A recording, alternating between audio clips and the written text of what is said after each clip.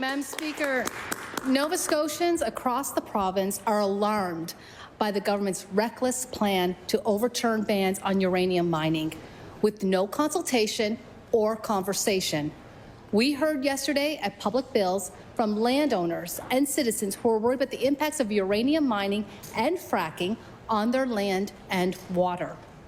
Can the Minister of Natural Resources explain why this government is pushing ahead with this policy that Nova Scotians are overwhelmingly opposed to?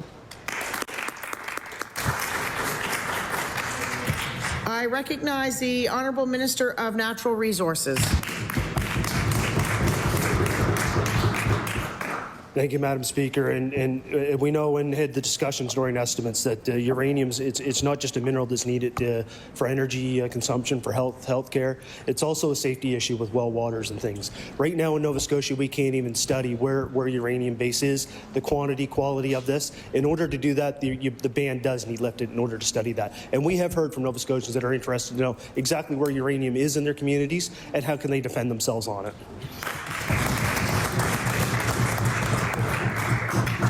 I recognize the Honourable Member for Cape Breton Centre, Whitney Pier. Madam Speaker, the government could still do their homework first and consult and do their duty before they ever brought a piece of legislation to this floor. Madam Speaker, when land is contaminated, it's Nova Scotians who are left footing the bill.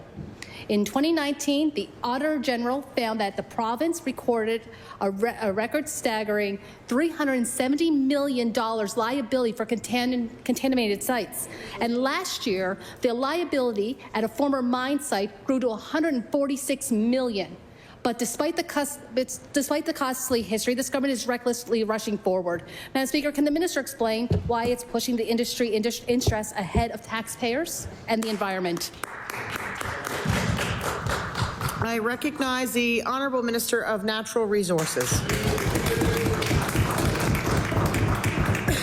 Madam Speaker, something that I just want to point out, and my good colleague at the Department of Environment ensures that when there is a project, doesn't matter what mineral that takes place, there's reclamation plans that are put in place that is on the backs of the investor and the company, not the taxpayers in Nova Scotia. It's not the historical tailings that we've seen in Nova Scotia. And by the way, Madam Speaker, we have investors coming to Nova Scotia to have those conversations about those historical tailings. They want to help us clean those up while they're also investing in the critical minerals that we have right here in our province of Nova Scotia. We can make this an economic benefit to clean up our historical mine tailings, but also put another economic spin on our critical minerals here in Nova Scotia.